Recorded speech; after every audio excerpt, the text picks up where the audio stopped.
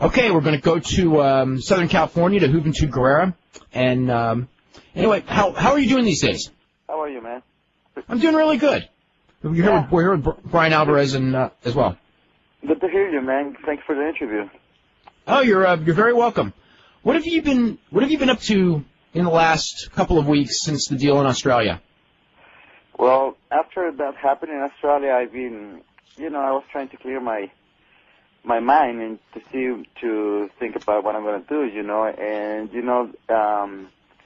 well, people really after that really got in contact with me really soon to see if I can be able to work, and I said yes, So I went to Puerto Rico. I went to do a couple shows to UPW, and actually there will be another show on the 20th with UPW.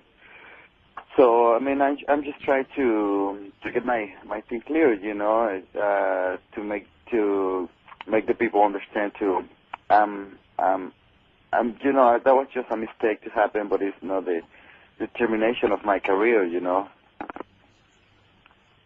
What? I mean, do you have any explanation, I guess, as to what happened when you were over there and what led to your problem? Well, in Australia, did you say? Yeah, in Australia, yeah. Okay. Well, that was really, I don't know, that was like a nightmare, man, because I didn't expect something like that happen to me, And so I was really surprised, I was just having fun with my friends, and just the things got out of hands, and I just lost my mind. I didn't remember really well what happened, and wow, I mean, that was just like a really strange situation I couldn't even control, So, well, that was really sad for me, but anyways, it's just like everybody's now I gotta do my best and to try to do my best, to get back in the business and to get back with the public and to get the loose again, to get the juice again, Is there anything like at what point do you kind of like not remember what happened, and then was there a point where whatever happened like kind of wore off, and all of a sudden you were like, what were your thoughts when it all wore off, and what could you remember everything or? No, I didn't remember everything. I don't remember when they say I pull my pants down. I didn't remember that. That was the point until when I lost my mind, and well, that was about it. When I was talking with my friend, with Carlos and Ray, I remembered part of that, but after that they say I just went crazy, and I assume I did, because I mean I was under influence of some crazy stuff. So they give it to me, and I should not take it, because I was in another country, and that was just really strange stuff. And do you when you kind of like remember it, were you like in jail, or was it later than that, or before that, or? Yeah. Do you remember the police coming? Nah, yeah, I kind of remember that, but not really well, because everything that was just, I thought that was kind of in a dream, I didn't realize that was real. So when I wake up in the middle of the jail, supposedly, well, I was like really shocked, I was completely shocked, and I was just praying, to nothing bad happen to me, Now, we should get so then anyway you got out, and basically you were sent home, and then you got the word that you were being terminated. Do you have any thoughts as far as you'd been with the company for several years and thought maybe unfair, or did you just kind of, I mean, what were your thoughts? That you kind of all of a sudden out of nowhere it's kind of like your world crumbled? Well, actually, when they let me go, I asked my lawyer, the lawyer today fine for me, what is the situation? Can I still be able to work and finish the tour? And they say, yeah, just you need to talk with your company You just need to tell them to what they want to do with you. So I tried to tell them. I tried to contact them, and Terry and some of the people who was there, and well, they just don't let me go. They take me straight to the plane. They say, "Cool, but you gotta go home." And I was like, I mean, come on, give me the opportunity to be working. I mean, that was just, I know that was maybe just a really strange thing, but I mean, I want to finish the tour. I want to be working here in Australia, and I want to do. And maybe I don't know if that was wrong or bad, but I was just trying to do that because I asked even the police, if that was really bad, if I can be able. Even my lawyer told me that I was able to work. So they say no. They sent me home, and when I realized that, to that was maybe gonna be something really bad for me. And so after a couple of days, Diana Myers called me, and they say, who you are out of the contract, and so I'm sorry. And I say, oh my God. You think it was because you got so much publicity on TV about it? Maybe I think so. And well, the thing is too, I tried to get back my job. I went to Atlanta to talk with Diana, and she wasn't there. So I just realized to something like that.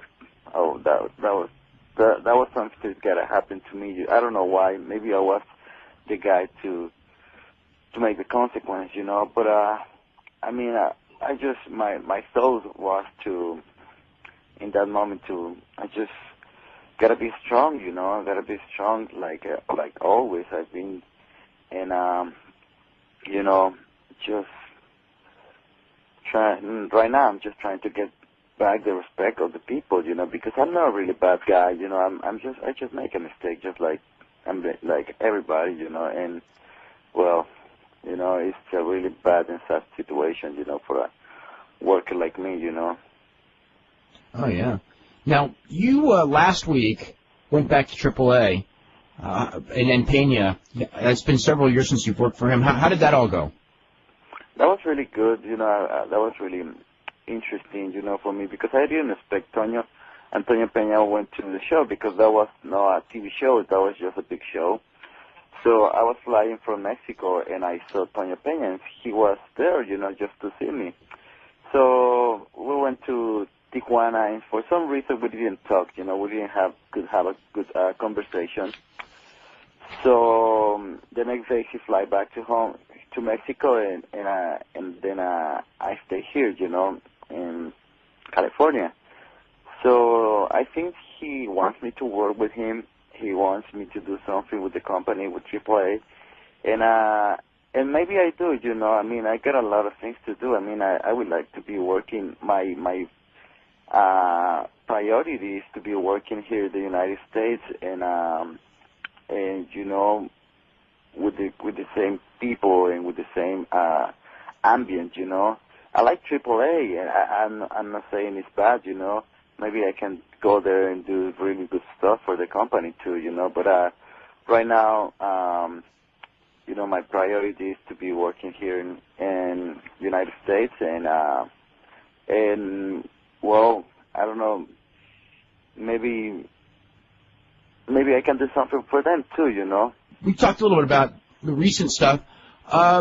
We want to give everyone about your background. You actually started wrestling very, very young. Your father was a famous pro wrestling heel, Rudo, in Mexico City.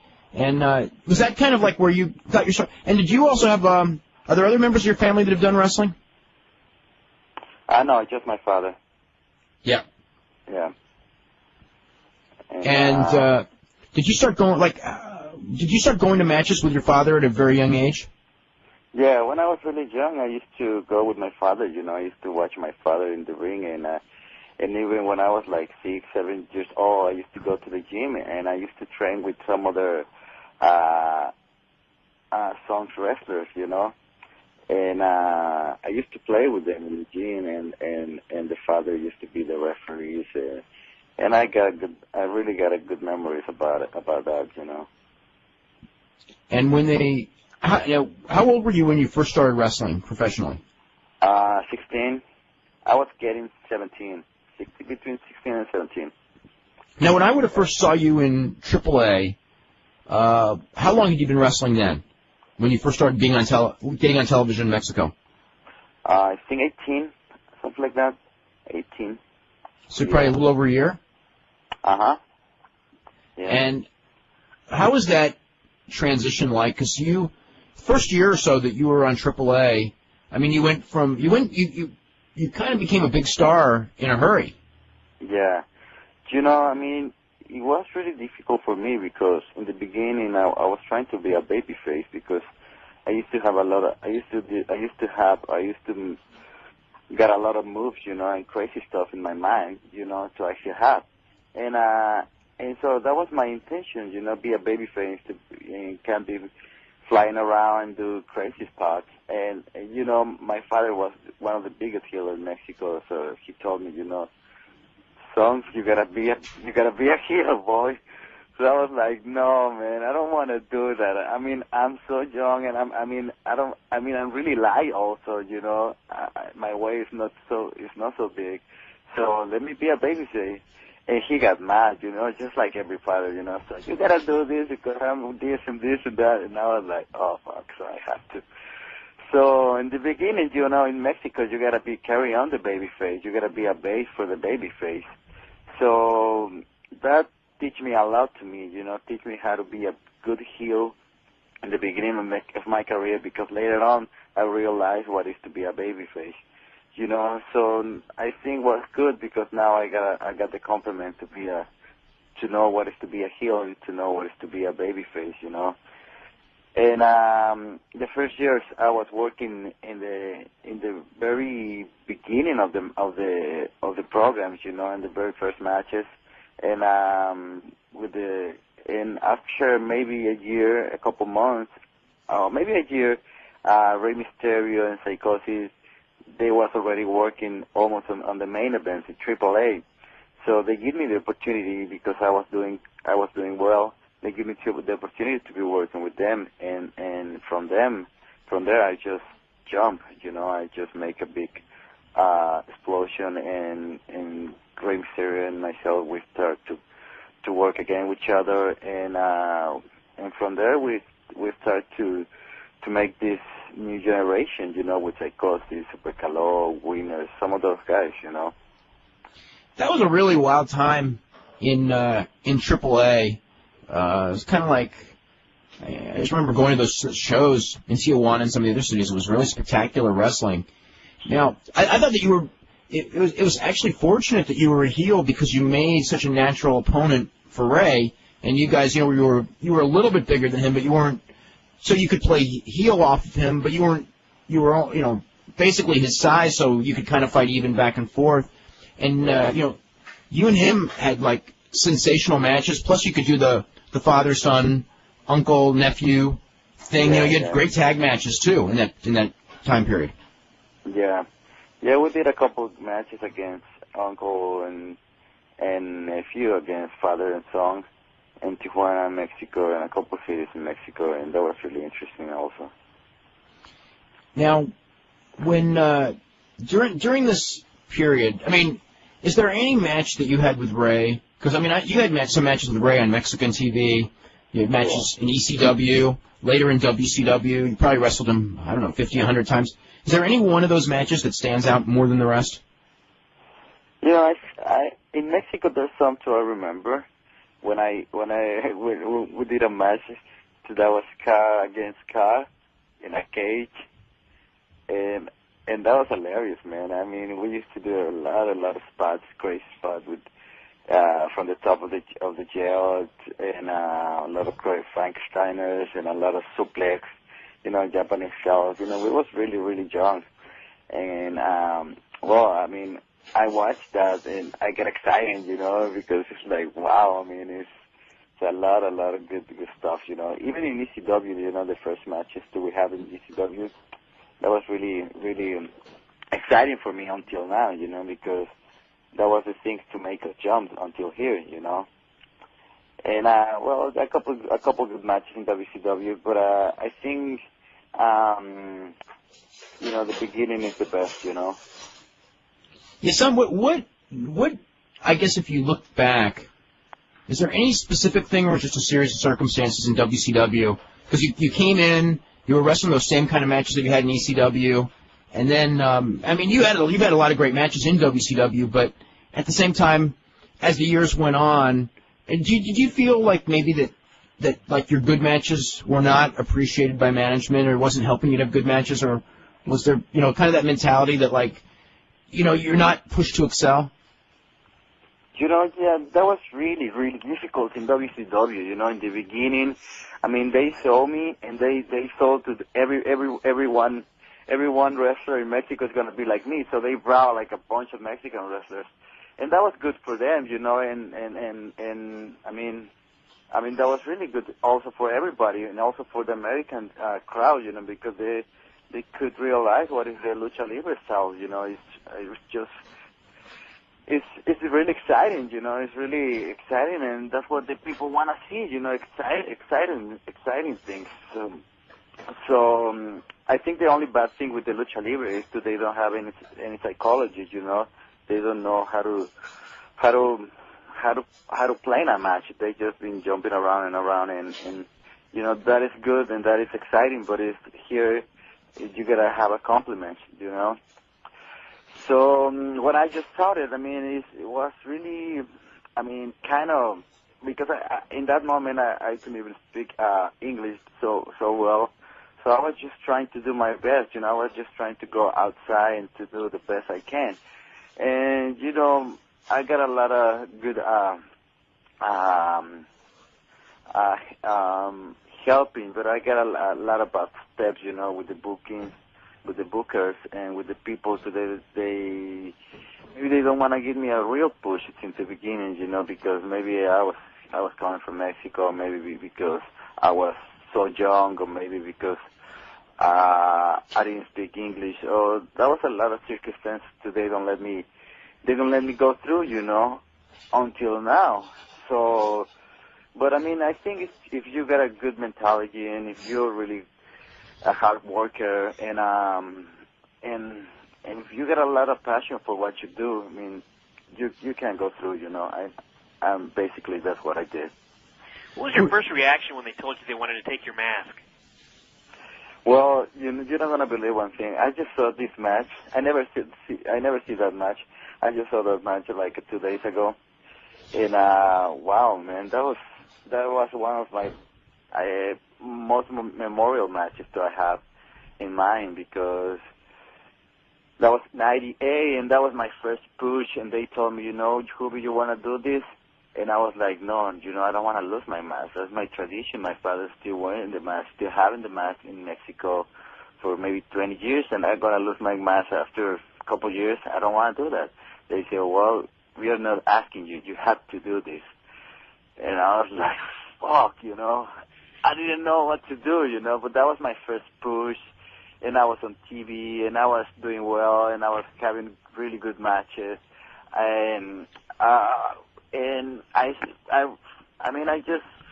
just went outside and do my best, and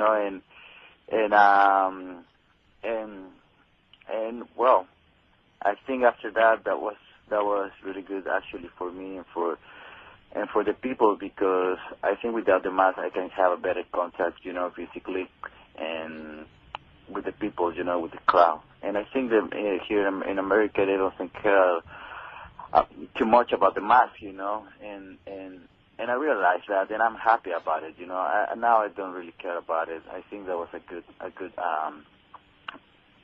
besides that, I think it was good anyways, Do you think they could have done more? I remember when you lost your mask, I think it was in San Francisco, that I was thinking that it could have been built up longer and better, and I guess that's partially because, from following Mexican wrestling and how they can make that mask match. That's the ultimate match in Mexico, basically. I know, And actually, I don't know, I didn't know that, but, in Mexico, you used to have 30-minute matches, 35 minutes, 40 minutes, 45 minutes. And here it's like you go outside, you only have on live TV 5 minutes, 6 minutes, on a pay-per-view maybe 10 or 15. And, well, anyways, I think the most important in a match is to have a good psychology and to make the people understand where you want to go, what is the point to where you want to make clear, Did you like, what was your father's reaction when he got the word or you told him that you were going to have to lose his mask? In that moment, we didn't spoke with each other. We used to have a little trouble, and just like every father and sons. And after a couple of months, I realized that he was really sad about it. He was really sad because he didn't know why I did it. He didn't know how is the company or how is the tradition here in America, and so he was kind of sadly, And after a while, he realized that was my job, that was my work, and that was my career. And he just gave me support after a while, And right now we got a good relationship with my dad. Going back, with when you were a kid and everything, do you remember like any specific matches or rivals of your father? Like, I remember when I first started watching Lucha Libre, and I would watch your father wrestle Santo in Octagon. And do you remember like further back than that? If I remember some of his matches, like his big rivalries and things like that. Against another wrestlers with another. Yeah, he used to wrestle Santo in Octagon. I remember him, being like I'm thinking about 1989, 1990, big program with Octagon.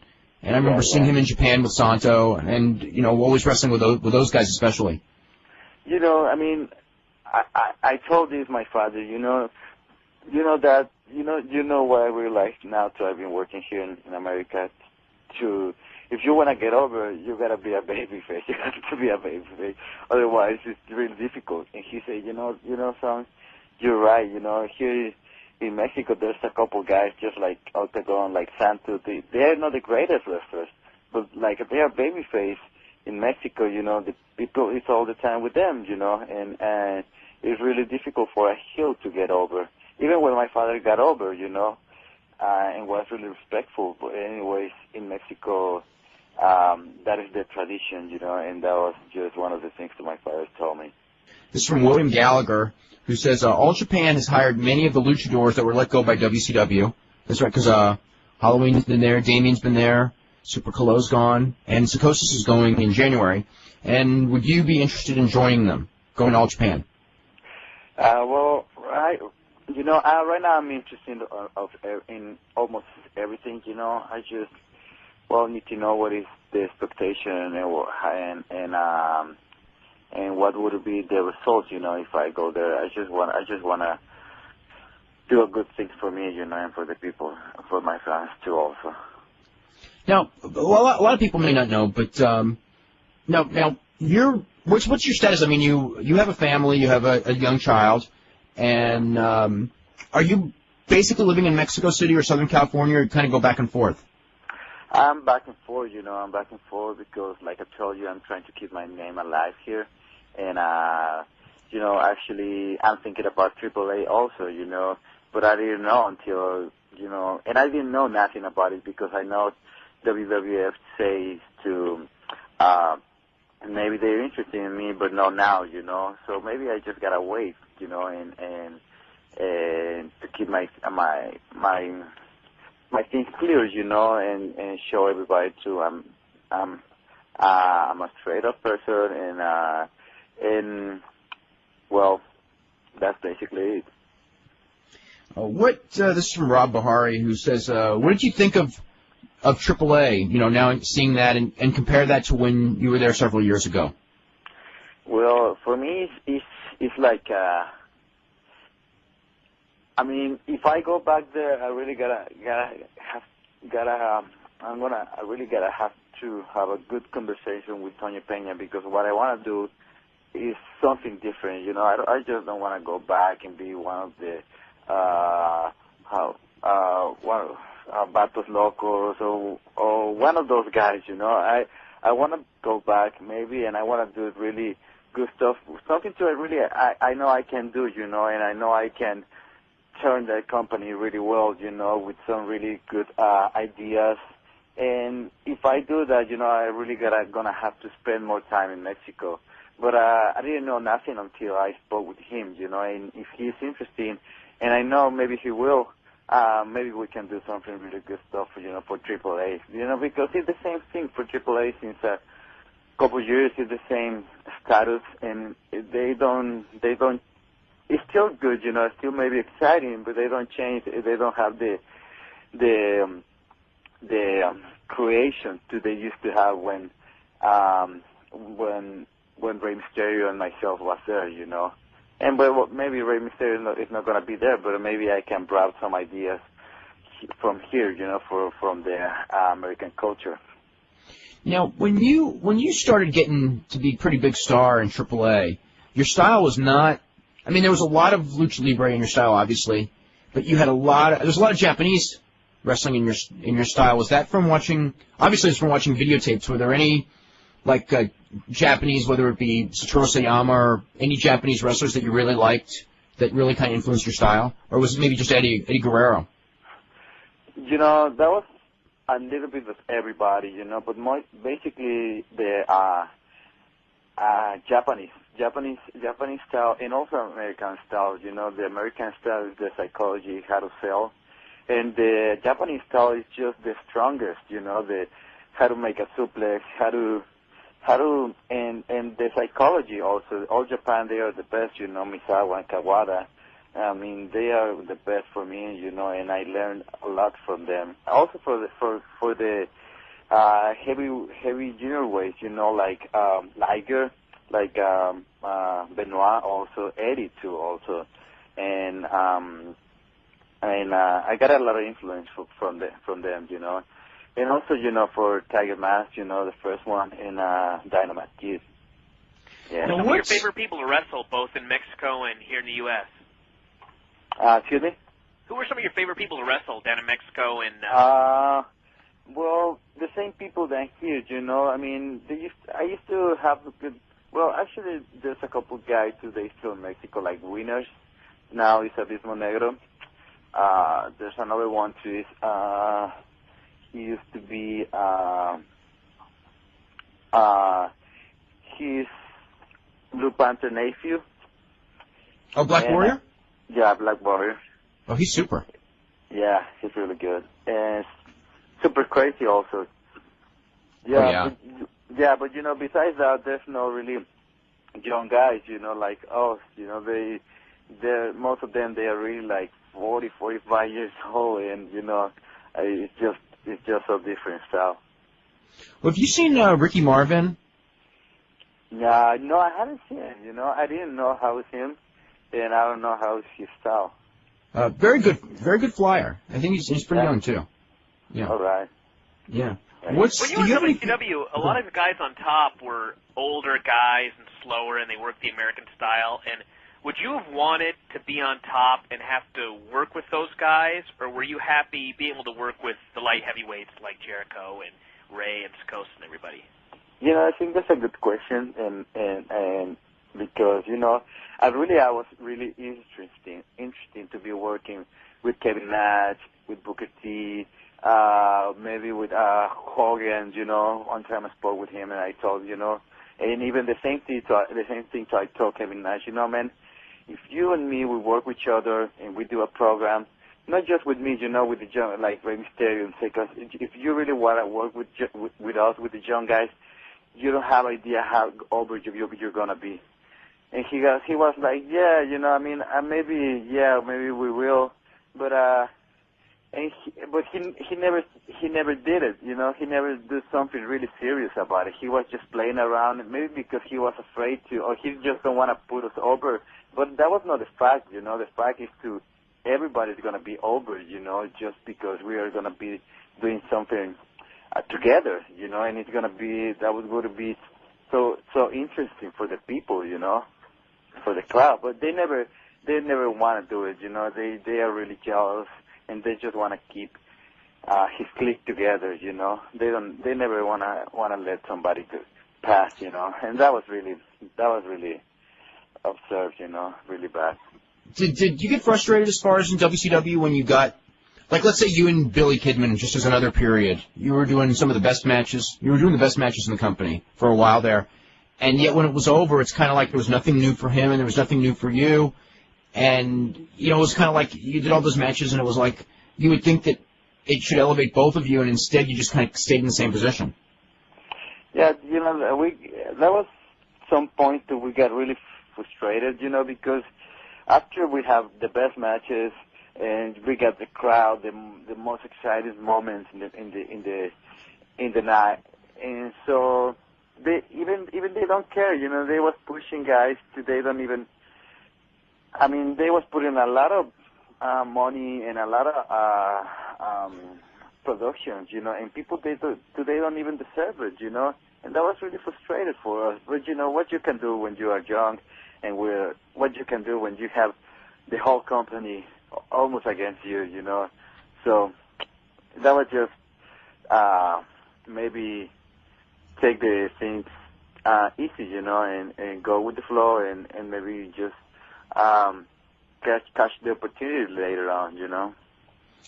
Let's go to Vinny in New Jersey. Vinny, you're first up. Hey guys, how you doing? Really good. How you doing? How are you? I'm alright. Hoovy. Yeah. Listen, I'm a 20-year-old kid in college, and about the pills and everything, don't worry about that because it could have happened to anybody, you know. And we were just learning about that stuff, you know. There could have been anything in that. So it's a blessing in disguise, I think, because WCW they just didn't know what to do with you. They don't know what to do with anybody, actually. But yeah, just hang in there, and if the WWF's interested in you, then just play your cards right, and you'll get there. But I want to ask you about when your first match in WCW. Gene Okerlund, he went to interview you. Anyone remember this? Went to interview you, Hoovy, and he said you were trying to talk in Spanish. I don't think you could have even you didn't know English yet then. He's like, oh, take it somewhere else, buddy. Like, what a jackass that guy is. You remember it at all? Yeah, I remember. You know, that was really. I mean, I don't know how was it, but I mean, I remember that was against Billy Kidman, Mm-hmm. and the things they got me over. But after the match, they said, you know, you gotta do this with the microphone, and I was like, what? And when they put the microphone on me, I just speak Spanish. You know, I didn't know what the fuck was that. So that was really funny. And thank you for your support, man. Thank you very much, and thank you all you people. And you know, I'm just praying, you know, to get back to the business, to get back on television, and to get again fans happy again. That's my goal, basically. You know, they knocked you about your mic skills when you first came in there, but I remember on a Thunder, I think, and you were commentating, and Lex Luger was out there. The funniest thing I heard in like the longest time while watching WCW is when you said, he said, the juice is loose. That's the real juice right there, when Luger was posing. Do you remember that?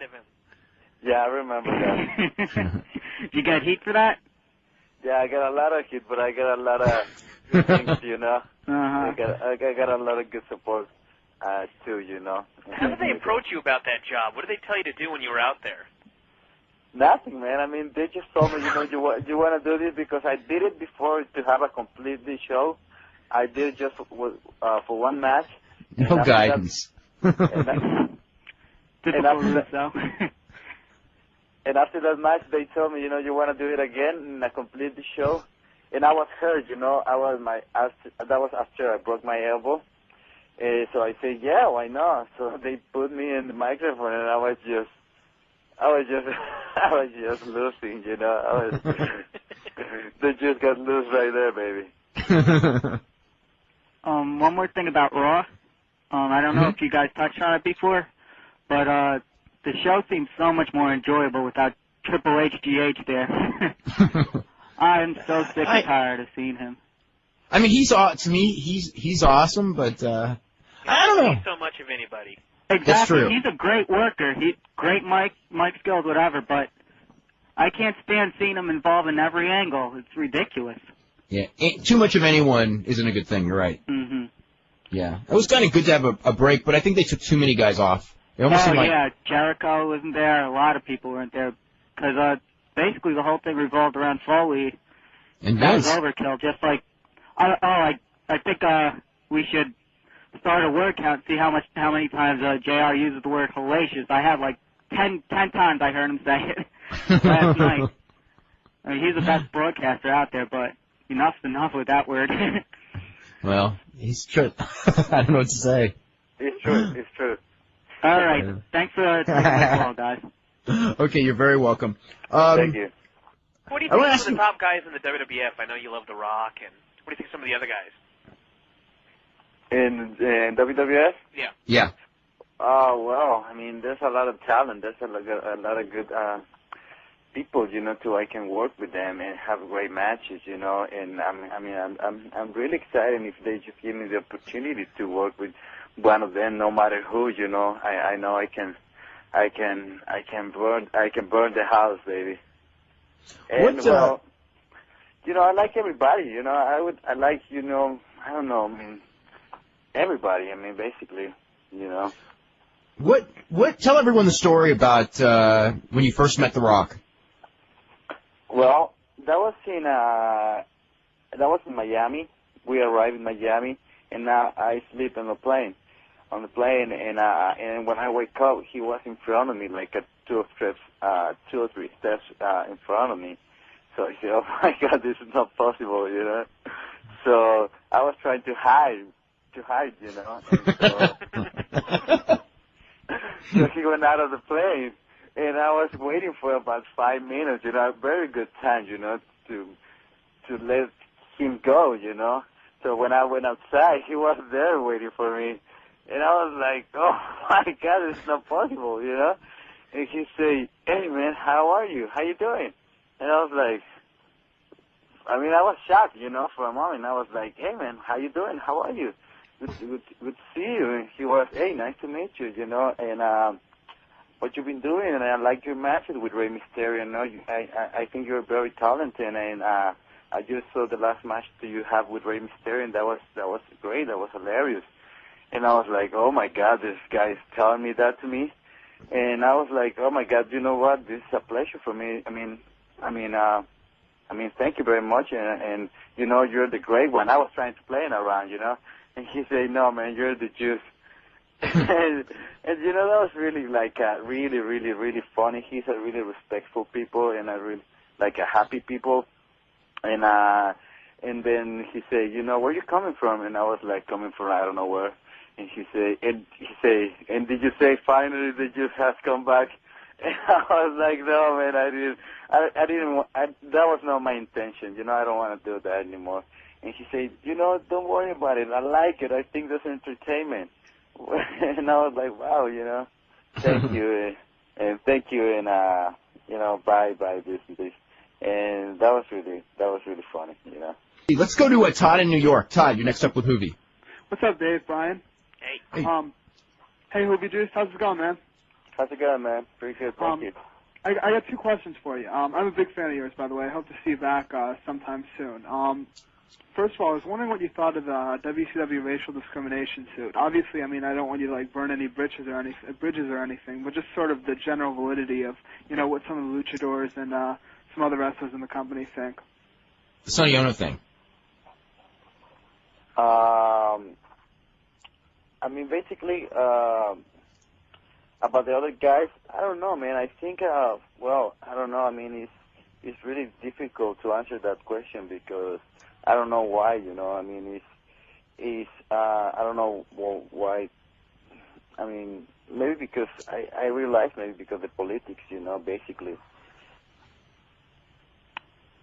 Do you feel like the guys were held back for racial reasons, or do you think that it's just one of those things where the bookers just really didn't have an idea of what to do with them, and that held them back? Do you know what I'm saying? Yeah. Well, maybe both things, maybe both things, but you never know. I don't want to talk bad about the people, and you know, everybody got a different point of view, and well, just my point of view is to they got really a lot of troubles, you know, to get over here in the United States, and that was because different reasons, you know. One was the English, second was the psychology, and maybe the third one was the politics, you know. And in the politics, you can get involved a lot of things, you know. Okay, yeah, and the other question I had was, what period have you most enjoyed in your career? I mean, of course, you were with AAA for a long time, you know, Puma Azteca with Conan, and then, you know, through ECW and WCW, you've really been in a lot of places. Like, what experience have you enjoyed the most? Well, Hello? Hello? Yeah. Hello? Yeah. Can you hear me? Okay, yeah. I was saying I really enjoy everything, you know. I really enjoy it when I play. But basically, most of it was easy view, but I remember that. Hoovy, your phone's like dying. Oh, really? Yeah, we're only getting like a little bit of what you're saying. Okay, so what I was saying is basically I enjoyed everything, you know, AAA, ECW, and also WCW. You know, I think in everyone I got a little bit of good memories. You know, everything was good, really, and I got really good memories for everyone. Okay, well, best of luck to you, Hoovy. Dave, quick question. Did you get my email yesterday regarding the last show that didn't sell out? Yes, you saved me because you know what? Everybody, including me, I looked it up, and several other people emailed me and had that the last one that didn't sell out was Calgary Stampede in '97. And then I got your email and I checked it out, and you know you had the Charlotte show last year, which in fact was the last one to sell out. And if you hadn't sent me that, I actually had written all this stuff about the Calgary Stampede show this morning before I got your email. Okay, yeah, I'm sorry. I wanted to make sure you got it because like I dug through my observers and tried to find it there. Anyway, enjoy the show. Thanks very much for that because you caught one that like nobody caught. Oh, it's no problem, Dave. Bye. Yeah. Take care. Okay, thanks a bunch, Todd. I want to ask you, Hoovy, about what's your thoughts as far as Eric Bischoff perhaps running the company again? You know, you worked under Eric Bischoff and you worked for the company without Eric Bischoff. And any thoughts on your relationship with Eric, or what your thoughts are of how he would view what happened, and do you think he'd be willing to take you back? You know, I really don't know about that, but I used to really have I can say maybe a good relationship with him, but you know, you never know. He's kind of strange, but he's still a good people, you know. Just, I mean, he got a lot of discussion with a lot of different people, you know, and you know, for me, it's like he helped me, but you never know how much he wants to help you, you know, and so maybe he can hire me, you know, maybe not, but I don't really, I mean, that is not my point, you know. I mean, it's just, everybody got a different point of view of him, and for me, it's just like a little bit, you know, I mean, basically, he used to support most of the time to the big names, and well, you know, I mean, if he is really a businessman or really, I think he is, you know, he can realize what is the most important thing for the company, you know, and all depends what if he want to do now.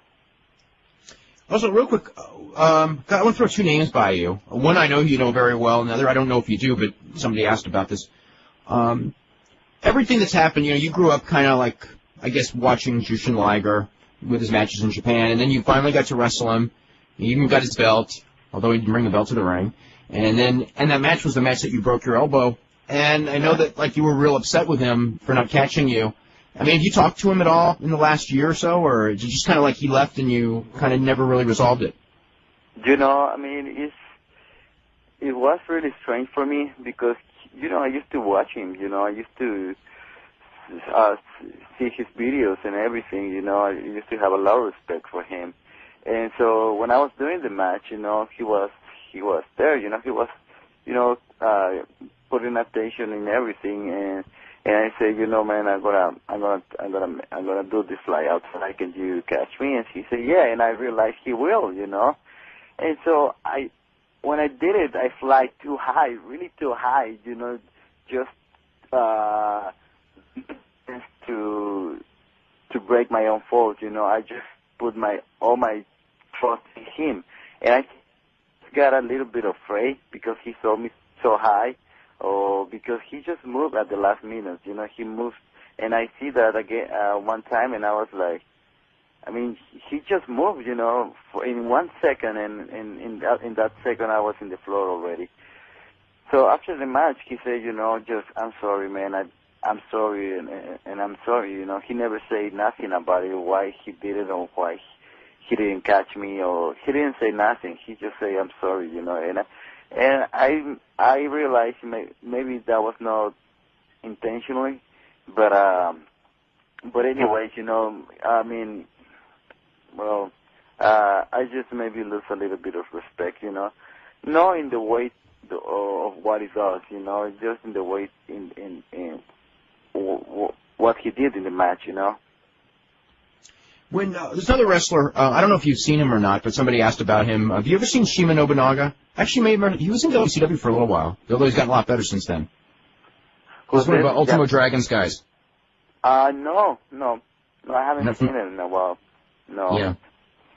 He's really gotten good. Yeah. Yeah. I think I know who you're talking about.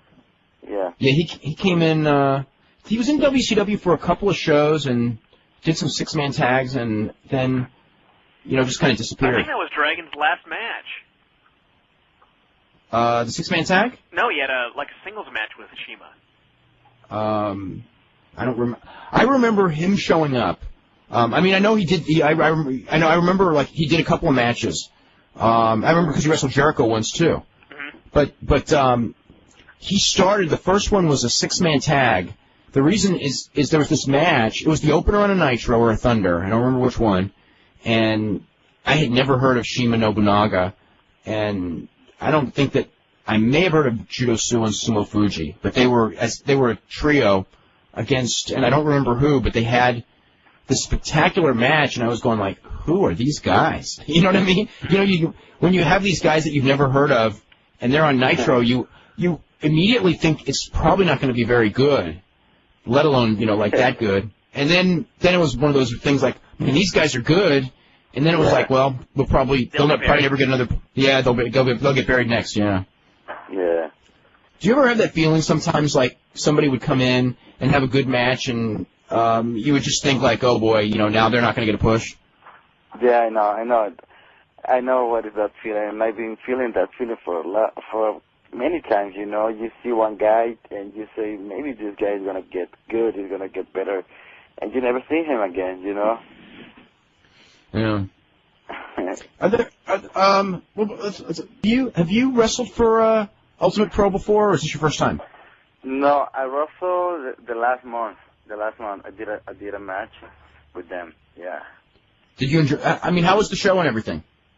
That was good. You know, that was really kind of interesting. You know, because that was my that was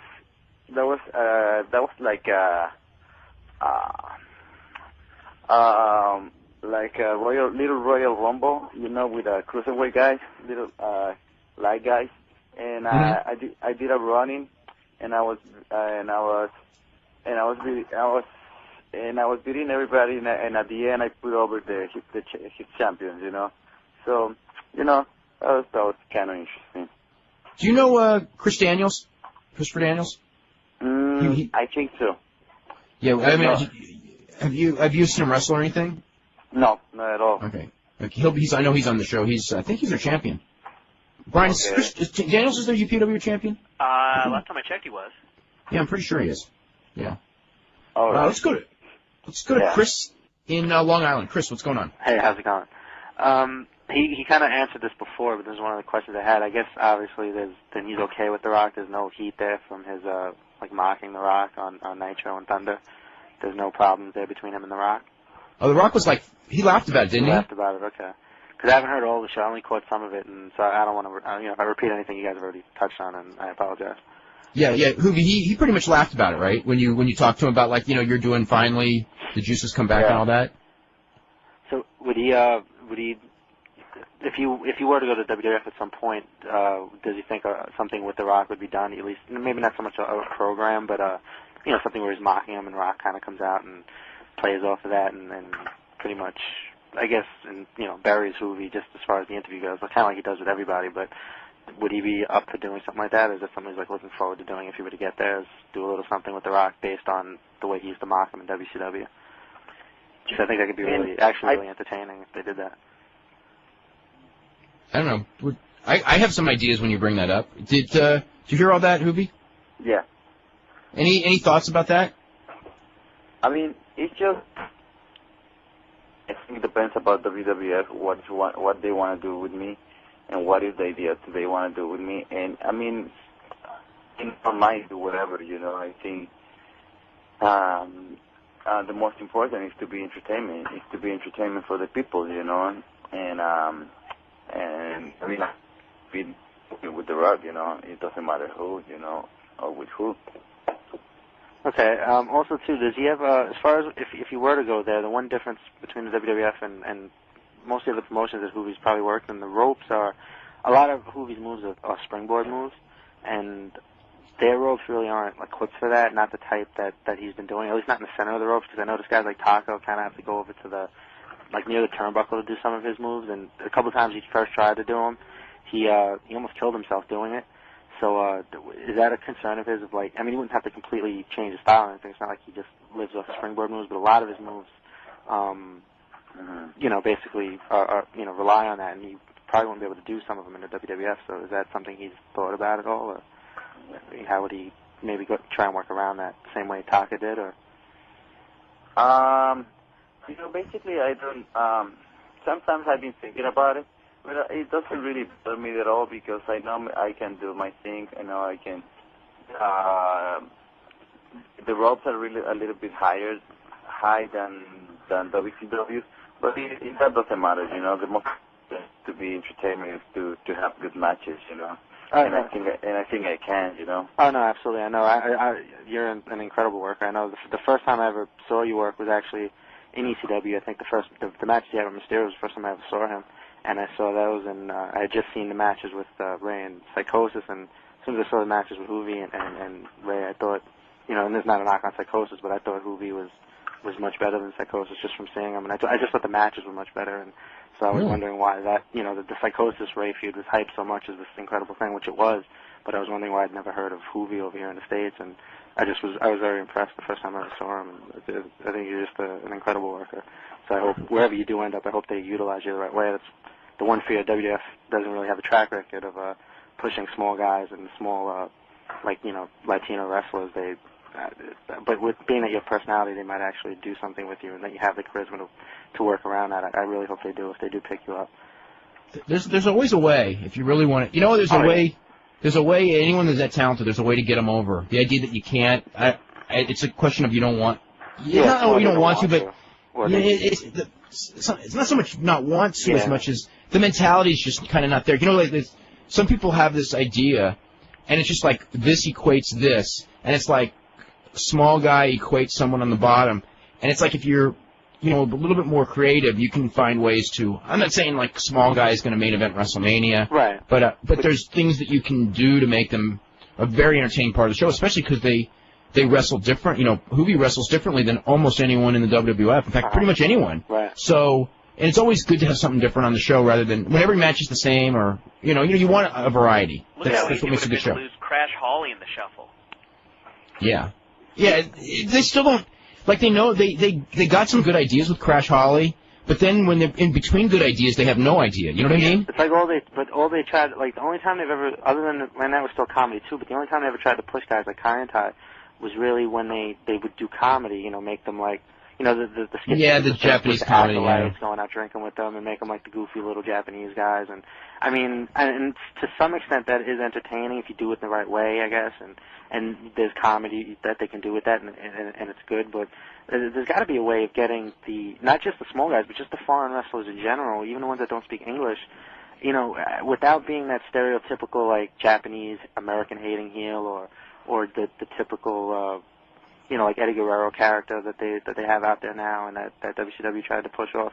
I think there's got to be ways, and I would just like to see it. If they ever got guys over, like, just try to bring in a guy like, say, I don't know, Kobashi, and just see if they could do something with the. Well, that's totally different. Kobashi's actually a really big guy. I know he's a big guy, but being, I don't think he speaks English or anything. If he does, it's probably broken English. But other than like sticking him with the Mr. Fuji and having him just come out and rip on America or something, I would just love to see one day if somebody could just get him over somehow, where it wasn't just based on the obvious, and see if they could ever mix things up like that and just try something different for a change.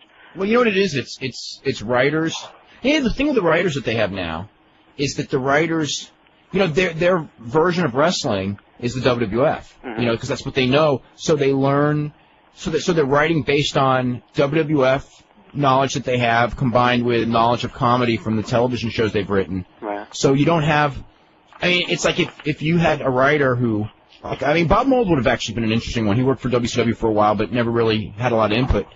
He was like a big-time Japanese wrestling fan, so he probably would have the mentality, okay, this worked in Japan, so maybe we can make it work in the States, whereas most of the people who didn't, had never been to Japan or didn't study Japan, when they see a small guy, it's just one of those things where, well, he's too small, we put him in the ring with one of the big guys, and it's a hard match to take serious, and then you just kind of don't have, it's tough. It's going to take a booker and a writer who has just decided, I'm getting it over, and they will get it over when they decide they will, rather than someone who's like, okay, I've got all these guys, and they tell me to push them, but I don't know how, and I'll put them in this division, and, not emphasize the division, and then it becomes a self-fulfilling prophecy. Okay, one question I had about Raw, and just the WWF in general, if I could.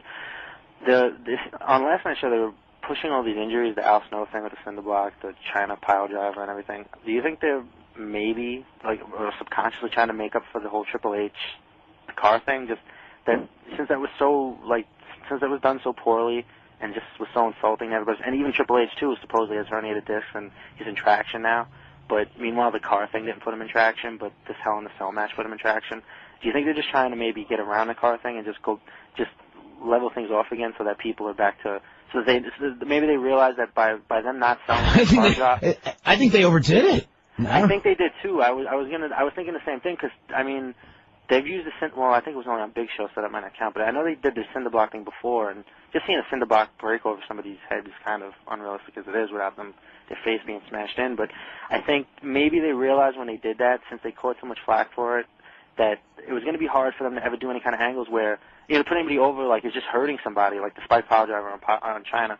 And she's a woman, so it's a little different, so they might think there's a little more believability in that. But it's going to be hard to get those typical wrestling storylines over where these guys beat this guy up and took him out, and he's out for a week or 2 weeks or whatever, that they may feel they're not going to be able to do that anymore because Triple H came out of everything looking like Superman.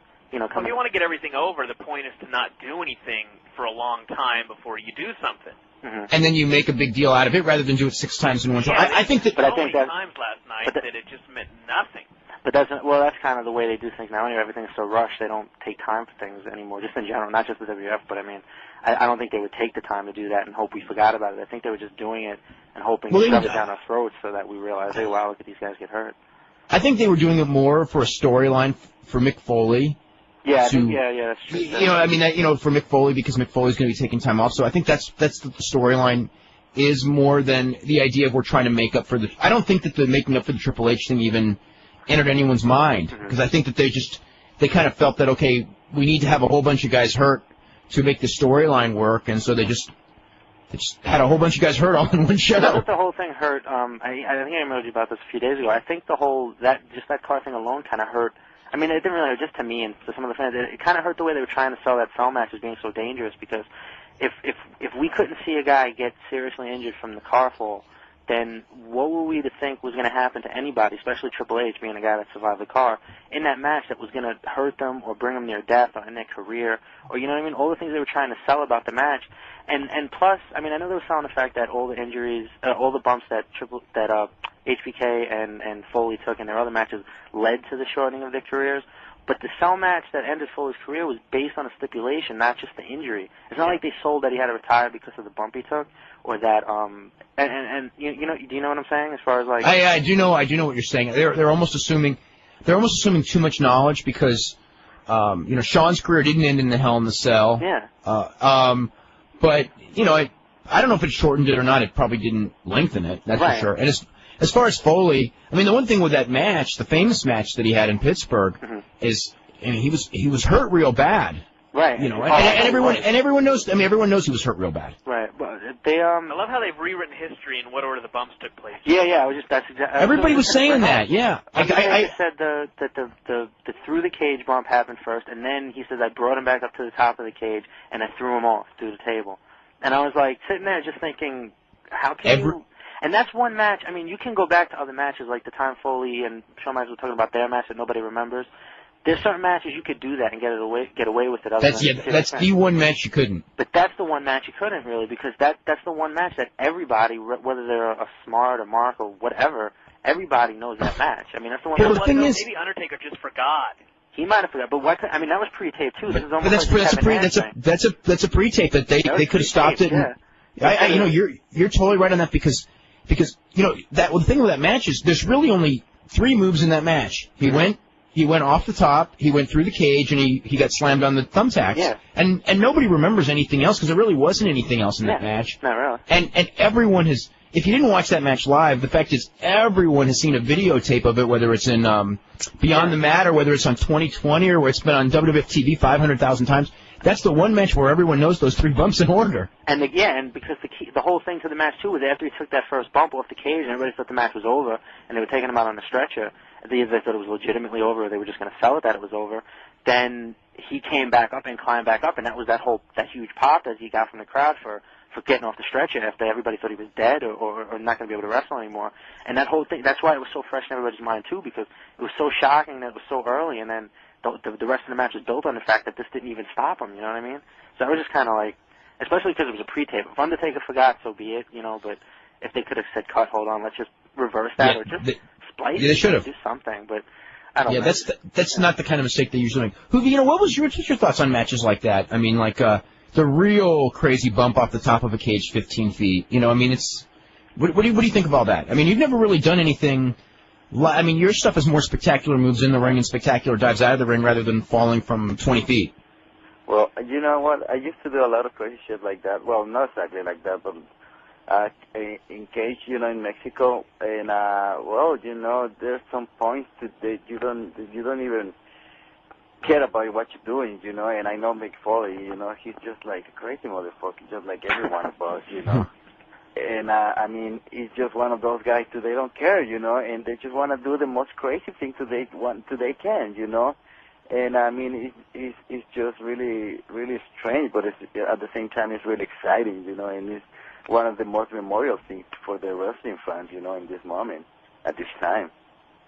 Yeah, it is. It's memorable. Well, you were in Los Angeles in that cage match about, was it 4 or 5 years ago, with all that stuff coming off the top of the cage. Do you remember that match? At the sports arena in L.A.? It was a different kind of cage, like was it Star Cage or something? Star of Death? I don't remember really well. That was in L.A., you say? Yeah, it was like the last time probably AAA came to L.A., I think.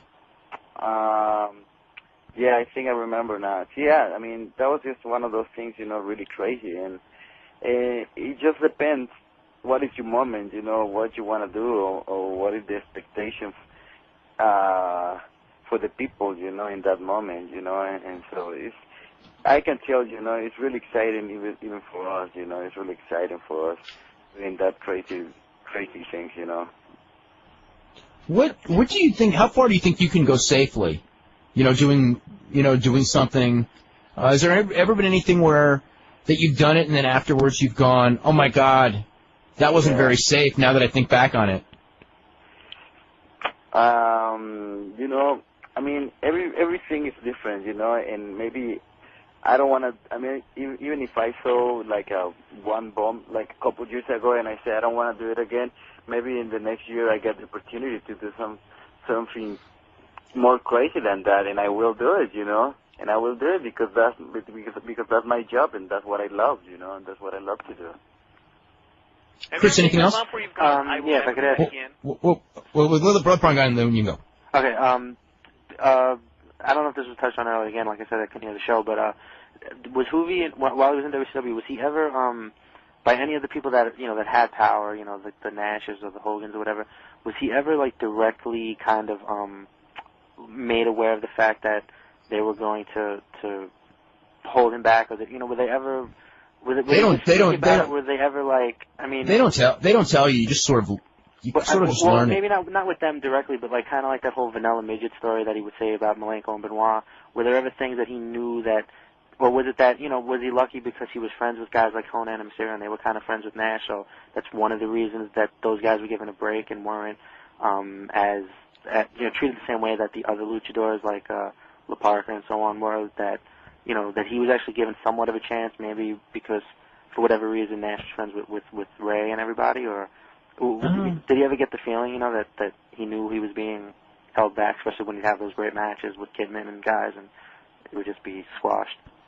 I mean, it's like, I mean, was there ever anything where guys would come up to you and go, "My God, you're really being held back," or was it just kind of like you just kind of had that frustration because you were having good matches and you weren't going any further? I mean, whatever happened in the company, you know what is going on, because you're in the locker room, you're outside of the locker room, you know what's going on, and so it's frustrating sometimes, but it's dependent about you, how you want to see it, and how happy you want to be, and it's difficult, but it's at the same time it's funny, it doesn't matter, it's just. You never know. Sometimes you say, fuck, why this guy is happening to me, or why this guy, they got a lot of power, or why we don't have that power, But it's just all depends on circumstances, and I mean, it's just timing maybe, for everybody. Brian, you've got a real quick question because we got to run right in a second. Okay, we are totally out of time right now. Hoovy, I want to thank you very, very much for doing the show. We finally got to do it. And I'll be seeing you on the 20th when we go back down there. And we'll see everybody tomorrow at 6. We're going to have Tom Zink on.